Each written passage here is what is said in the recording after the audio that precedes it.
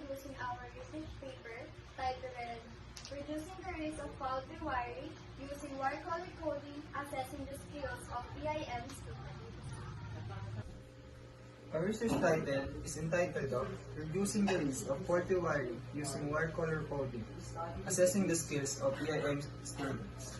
Statements of the problems.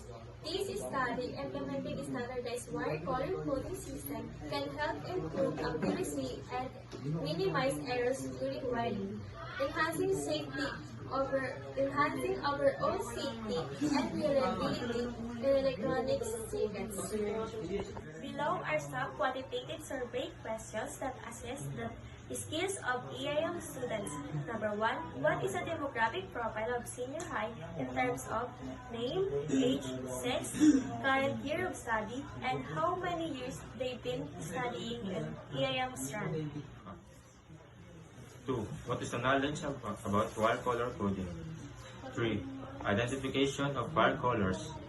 Can you correctly identify the standard colors used for light, neutral, and ground wires in electrical installation? 4. Understanding of wiring diagrams. How comfortable are you in reading and understanding wiring diagrams that incorporate wire color coding? 5. Application of wire color coding. Have you ever applied wire color coding in a practical electrical installation scenario? 6. Troubleshooting skill. 6.1. How to connect are you in troubleshooting electrical issue related to poly wiring based on wire color coding. 7. Safety practice. 7.1. Do you always follow safety practice, including proper wire color coding to reduce the risk of poly wiring in your electrical installation? 8. Training and resources. 8.1. Rate the effectiveness of your training and resources in teaching you about wire color coding to reduce the risk of poly wiring. Research method and design. The researcher in this study employed an ex post facto research design within the quantitative research method to investigate the effectiveness of reducing the risk of faulty wiring through the implementation of wire color coding. Specifically assessing the skills of electrical installation and maintenance student. Quantitative research involved the collection of interpretation of numerical data, allowing for the identification of trends, formulation of hypotheses, examination of causality, and extrapolation of finding the larger population. The focus of the study revolved around the practical application of wire color coding techniques among EIM students. Wire color coding is a crucial aspect of electrical works, as it contributes to the overall safety and functionality of electrical system. The ex post facto design often referred to as after the fact research. After the fact research is particularly sustainable for assessing how pre-existing characteristics. In this case, the skills of AI students impact the outcomes related to the reduction of faulty wiring. Given the nature of ex facto design, the researcher are unable to manipulate or alter fast action behaviors or characteristics of the participants. Instead, they aim to observe and analyze how the existing skill of EM student influence their ability to implement wire color coding effectively, thereby reducing the risk of faulty wiring. This study contributes valuable insight to the field of electrical safety and education, providing evidence based on recommendation for enhancing the curriculum and training programs for EIM students. Sampling technique. This study was conducted at Dasmariñas Integrated High School, focusing on assessing the skills of electrical installation and maintenance students and reducing the risk of the faulty wiring through the implementation of wire color coding. A total of 55 EIM students from various grade levels were selected as the respondents for the research. The researchers employed the probability sampling technique, specifically simple random sampling, to ensure that each EIM student had an equal chance of being included in the study. And Probability sampling, as described in Qualtrics, is widely utilized in quantitative studies to generate results that are representative of the entire population through the random selection. In the context of the study, simple random sampling was chosen to provide an equal opportunity for every EIM students to be part of the research. Aligning with the principles of probability sampling, given that ex post facto research typically requires a sample size of the 30 or more participants, the researchers utilized a heuristic method to determine the required sample size. And this approach ensures that the sample size is appropriate for drawing meaningful conclusions from the study. The central focus of the research revolves around evaluating the proficiency of the EM students in minimizing the risk of faulty wiring by implementing proper wire color coding techniques.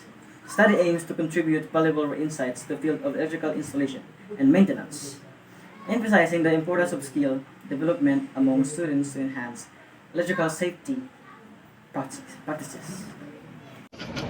Number 1. The methodology for assessing the skills of EAM, electrical installation and maintenance students in reducing the risk of faulty wiring. Tooth wire color coding was developed by the proponents. The group formulated the method, the materials required by each step, including the creation for assessing tools, validation and reliability checks, criteria for participant selection, and the preparation informed consent forms. Number 2. The researcher verified the total number of students enrolled in the electrical installation and maintenance program. Number 3. The research visited EIM classroom during design break times, distributing informed consent form or ICF to randomly selected students before administering the skill assessment on wire color coding. Number 4. The research observed the student as they demonstrate their skill in properly identifying and implementing wire color coding. Number 5. Subsequently, the researcher collect both the informed consent form or ICF and the complete skill assessment forms from the student. Number 6. The researcher initiate the process of encoding and tabulating the obtained result. Number 7.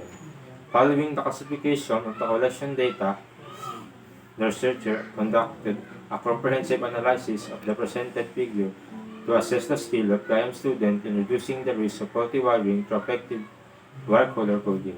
Result and analysis of data. Descriptive statistics were computed for the traditional wiring group and wire color coding group based on the performance of 5 randomly selected EIM students. Table 1 outlines the mean score and standards deviation for each group. Table 1. Descriptive statistic for traditional wiring and wire color coding groups. Sample of 2 students. Initial statistic, an independent sample t-test was conducted to investigate the potential difference in the skills of EIM students between the 2 wiring methods. The results are summarized in Table 2. Interpretation. The t-test demonstrated a statistically significant difference in the skill of EIM student between the traditional wiring and the wire color coding groups. This suggests that even in this small sample, there is evidence supporting the idea that the wire color coding group outperformed the traditional wiring group. Effect size. To gauge the practical significance of the observed difference, Cohen's was calculated the effect size of present in Table 3. Table 3. Effect size Cohen's D for traditional wiring and wire color coding group sample of 2 students. Interpretation. The effect size Cohen's D equals 0.94 suggests a large practical difference between the groups. This indicates that beyond statistical significance, there is a substantial and relevant distinction in the skill of EIM students favoring the wire color coding group. Conclusion. In conclusion, the t-test and effect size analysis based on a small sample of 2 students provide initial support for the hypothesis that the wire color coding group performs better than the traditional wiring group. These preliminary findings warrant further investigation with a larger sample size to strengthen the robustness and generalizability of the results. These results align with the expectation that utilizing wire color coding can contribute positively to the skill of EIM students, hinting at the potential efficacy of this method in reducing the risk of faulty wiring. Subsequent research endeavors should focus on expanding the participant pool and exploring diverse demographics to enhance the validity and applicability of these findings.